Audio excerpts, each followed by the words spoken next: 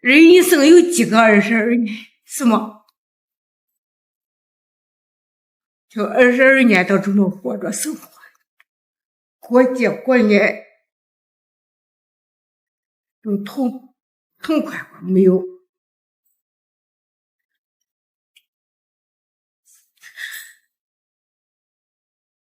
轻易都不给人，才没外边不给人学。2003年1月3日那天是山西运城临沂县乡村女教师陆雅丽22岁的生日。天还没亮，她的母亲就煮好了几个鸡蛋，又包了饺子，让儿子陆远送到学校去给姐姐。饺子刚包完，电话响了，学校老师打来电话，陆雅丽今天没来上课，宿舍里也找不到人，你们知道她去哪儿了吗？母亲拿着勺子的手停在半空中。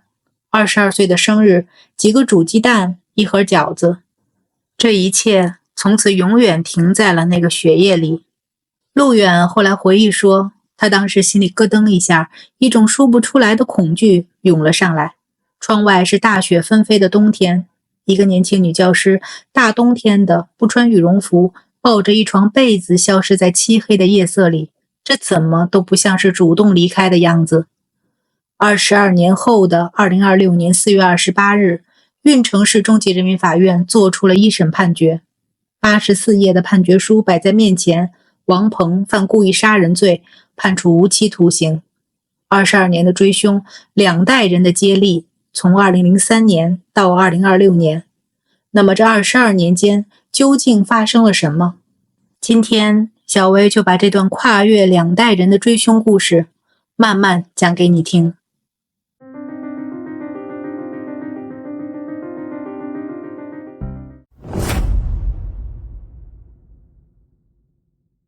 让我们把时间倒回到2003年，陆雅丽1981年出生在山西运城临沂县张松村的一个普通农民家庭。高中毕业后，她选择留在了邻村的一所民办小学当教师。她工作认真踏实，和同事相处融洽，深受学生喜欢。经人介绍，陆雅丽与同村的青年王鹏相识。王鹏比她大1岁，高中毕业后一直在甘肃天水经商，跑来跑去，不怎么在家。两人2002年4月认识，2002年11月举行了婚礼。婚后两人聚少离多，王鹏大部分时间在外地，陆雅丽平时就住在学校那间10来平的宿舍里，既是卧室也是办公室。2003年1月2日晚上，王鹏回到了学校。第二天凌晨3点左右，两人因为琐事发生了口角，随即升级为激烈的肢体冲突。没有人知道那天夜里宿舍里到底发生了什么，但能确定的是，天亮之后，陆雅丽不见了。那天一大早，母亲包了饺子让弟弟送去学校，陆远骑着自行车，还特意去镇上想给姐姐买2个新鲜的面包。没想到，就是这多绕的几步路，还是没能躲过那通电话。消息传到家里，父亲陆根满立刻赶往学校。一进门他就觉得不对，灯绳被人扯断了，床上少了一床被子，但女儿的羽绒服就整整齐齐搁在桌上，平时穿的那双短靴也还在床跟前。陆根满后来说，看到宿舍这个样子的那一刻，他心都凉了半截儿。一位知情的邻居也反映，当天凌晨曾在学校附近看到过2个人影在纠缠，但当时并没有在意。现场勘查显示，学校西墙外似乎有人翻墙出入的痕迹，摩托车轮胎的印记一直延伸到校门外的柏油路上。有目击者称，清晨时分确实看到一辆摩托车从学校方向驶离，车上捆着一大捆东西，但由于天色太暗，没能看清骑手的面容。那之后的日子里，陆家人从冬天找到了夏天，寻人启事的纸张贴满了十里八乡。更让人心寒的是，村里开始有人嚼舌根，说陆雅丽肯定跟人私奔了，生活作风有问题。这些风言风语像刀子一样扎在陆家人的心上。陆远说，从那以后，父母除了干农活，几乎不再出门。活不见人，死不见尸，一家人度日如年。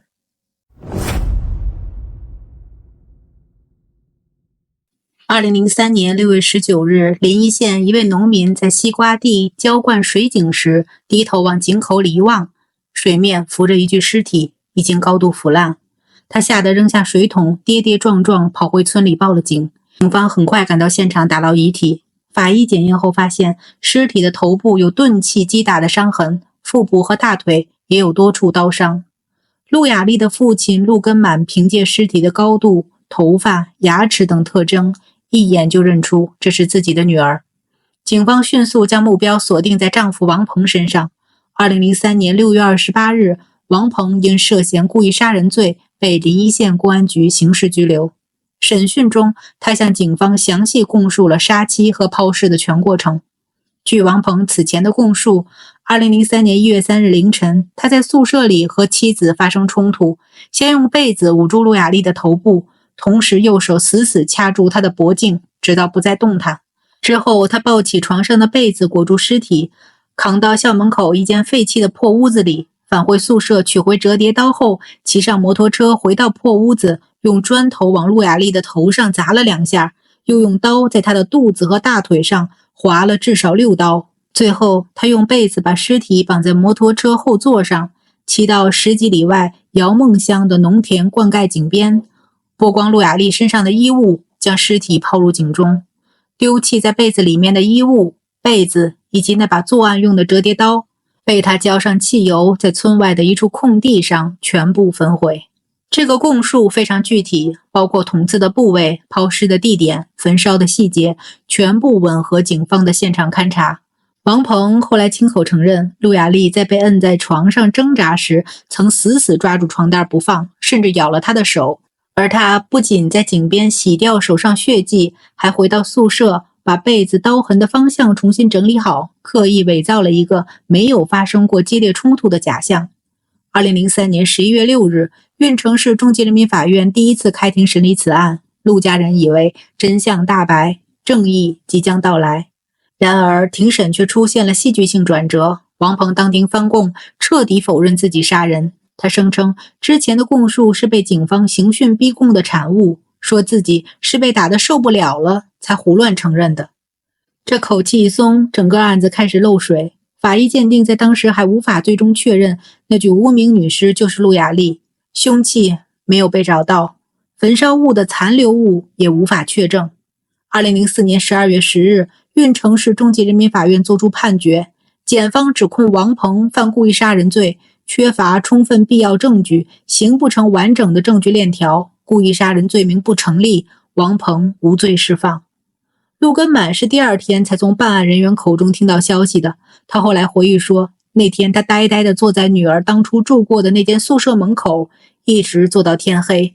而王鹏被释放后，起初离开了运城，去到广东务工，过了几年又返回运城，在运城市盐湖区定居并再婚，开了一家小型建材店，日子过得平静安稳。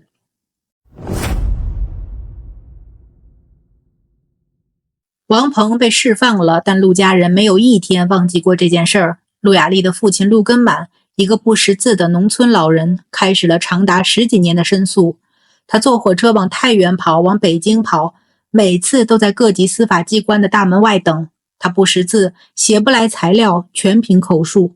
这位老人后来心脏搭了2个支架，身体实在扛不住了，才把申诉的重担交给了儿子陆远。2008年初春，陆根满在又一次从省城返回运城的火车上晕倒，被乘务员紧急送进医院。但从医院出来后，他仍拎着旧布包，搭上了返回运城的大巴。陆远从母亲口中听到这件事后，瞒着父亲辞了工作，连夜赶回老家，接过那一摞已经被翻得卷边的申诉材料。陆远接手时是2019年，那年他30出头，加上父亲跑了10几年，2代人几乎耗尽了一个家庭最好的年华。陆远至今记得，从姐姐出事后，逢年过节家里的氛围就变得很沉闷，父母坐在一起说不了几句话，话题全都会拐向姐姐的案子。父亲的脾气越来越古怪，村里的婚丧嫁娶也一律不再参加。但陆家不是孤军作战，临沂县公安局也从没有放下这个案子。2016年，运城市公安局曾收到一封匿名挂号信，里面夹着当年案发地附近2张不同月份拍摄的照片，并附言井旁新填土。水井附近拆迁等细节。警方随即派员实地调查，虽然照片拍摄时间过早且无署名，但这封信让重启此案进入公安内部商讨日程。2020年，案情终于出现重大转机，公安机关决定开棺验尸，从陆雅丽的遗骸中提取牙齿，送往技术部门做 DNA 鉴定。2020年9月的一个上午，当陆源把消息告诉父亲时，陆根满出奇平静，只说了一个字：好。鉴定结果令人信服且无情，曾经在井中发现的那具无名女尸，就是22岁的陆雅丽。这一鉴定结果既彻底打破了陆家人最后一丝幻想，也在证据层面凿开了最坚实的那一壁。2021年，临沂县公安局正式对此案重新立案侦查。警方重启调查期间做了大量细致入微的工作，他们重走了当年的案发现场，走访了当年的亲友和邻居，联系了王鹏前次被羁押时的狱友，甚至把王鹏当年在广东打工时的工友关系也拉网式排查了一遍。为了确认现场细节，警方还分别按照王鹏供述的路线做了多次侦查实验，沿着10几公里的路线重走，还原抛尸和焚烧物品的时间与空间逻辑。每一次测量，每一份笔录，都在一点点拼接22年前那个血液的真相。2024年5月17日，王鹏第二次被警方带走调查。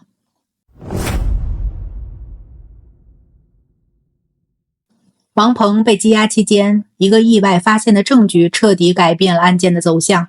据判决书披露，警方查明王鹏首次被捕期间，曾通过亲友传递字条串供。王鹏的姐姐手写了一张字条，想方设法转交给律师，目的是诱导弟弟改变供述策略。字条上写道，要强调自己是失手杀人，而不是故意杀人，要把陆雅丽描述为作风不正，这样才能争取从轻判处。这张字条后来被警方截获。一份教唆家属串供的字条意味着什么？它意味着家属从一开始就认可了王鹏的凶手身份，只是想让他换一套说辞来规避更重的刑罚。更关键的是，字条内的若干具体描述，比如经常开玩笑用被子捂住陆雅丽，这次出手重了些，其信息来源几乎只能是王鹏本人对家人的私下坦白，这从侧面印证了王鹏有罪供述的真实性。这不是唯一一次家属涉案，王鹏的父亲、叔叔也因涉嫌伪证罪和妨害作证罪被警方逮捕。案件范围从最初的一个人杀妻案扩散为一个家庭多人牵扯的案中案。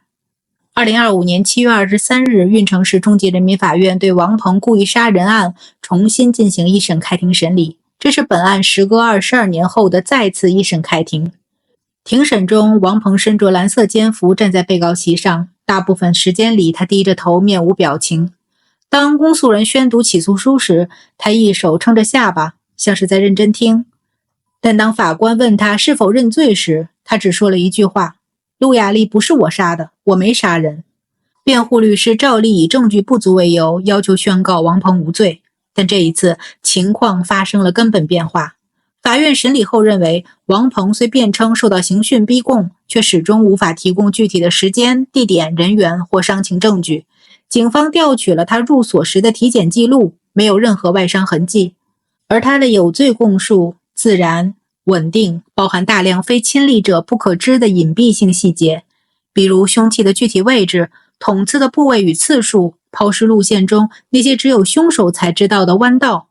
这些供述与尸检报告、现场勘查笔录、证人证言、侦查实验结论以及王鹏家属妨害作证的行为相互印证，形成了严密的逻辑闭环。其中还有一个被法院重点关注的细节，王鹏是红绿色盲，他当年供述称那把折叠刀的刀柄颜色是黄黑相间，而警方后来查明刀具刀柄实为黄绿相间。这种因生理色盲导致的描述偏差，恰恰排除了其他人编造口供的可能，成为最具排他性的定罪证据之一。2026年4月28日，运城市中级人民法院作出一审判决，王鹏犯故意杀人罪，判处无期徒刑，剥夺政治权利终身，赔偿被害人父母丧葬费49959.5元。判决书长达84页，详尽记录了案件侦破全过程，包括警方的测谎技术、多次现场侦查实验，以及那张藏在案卷里的字条。对于为何没有判处死刑，法院在判决书中给出了解释。本案发生在婚姻家庭内部，其情感纠葛激化引发，属于特定情景下的激情犯罪，有别于严重危害社会治安的预谋型犯罪。此外，案发在2003年，受当时刑侦技术水平和客观条件限制，部分关键物证未能留存，这也是量刑时考量因素之一。2026年5月7日，陆远和父亲陆根满一起走进运城市中级人民法院，领取了那份迟到了22年的判决书。陆远的情绪很复杂，没有预想的激动，只觉得脑袋发懵，一切像一场做了很久的梦。但陆根满不服，他认为王鹏手段极其残忍，而且全家帮他做伪证、串供、阻挠司法。陆根满说，王鹏就该给我女儿偿命。2026年5月12日，陆根满向运城市人民检察院递交了抗诉申请，请求改判王鹏死刑，立即执行。同一天，被告方王鹏亲属也向法院提起了上诉。3天后的5月15日，检方作出答复。一审判决认定事实清楚，证据确实充分，适用法律正确，审判程序合法，量刑适当，决定不予抗诉。至此，无期徒刑的一审判决在法律层面暂时维持不变，但由于被告方已提出上诉，案件还将进入2审程序。陆远后来在电话里反复念叨一句话：为了这个案子，公检法付出了很多努力，我心里有数。陆雅丽的父亲陆根满说，判决出来后，他一个人去了女儿的坟前，站了很久，没有哭，也没有说话。但在回来的路上，他在乡间的小路上走着走着，忽然停下，回过头看了看墓碑。他说：22年了，爸总算给你一个交代了。感谢您收看今天的小薇说案，我是小薇，我们下期再见。